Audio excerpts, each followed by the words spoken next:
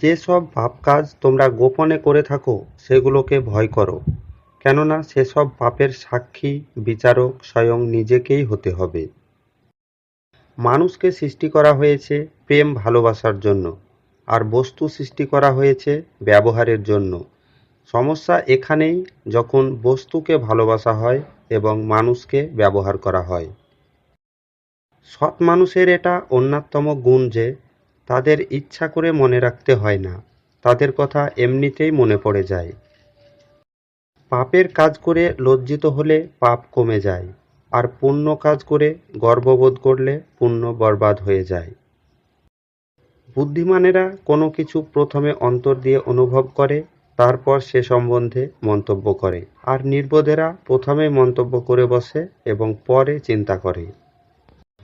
কখনো কারো সামনে নিজের সততা ভালো হওয়ার কথা বলতে যাবে না, কেননা তোমার প্রতি যার বিশ্বাস আছে তার কাছে বলার কোনো প্রয়োজনই নেই, আর তোমার প্রতি যার ভক্তি বিশ্বাস নেই সে তা কখনো মেনে নেবে না। মূর্খ লোক সম্পদের জন্য অন্তরের শান্তি বিসর্জন দেয়, আর বুদ্ধিমান ব্যক্তি মনের শান্তির জন্য সম্পদ লুটিয়ে দেয়। কখন বুঝবে একটি দেশ ও সমাজ নষ্ট হয়ে গেছে? যখন দেখবে ১. দরিদ্ররা ধৈর্যহারা হয়ে গেছে, ২. ধনীরা কৃপণ হয়ে গেছে, ৩. মূর্খরা মঞ্চে বসে আছে, ৪. জ্ঞানীরা পালিয়ে বেড়াচ্ছে, এবং ৫. শাসকরা মিথ্যা কথা বলছে।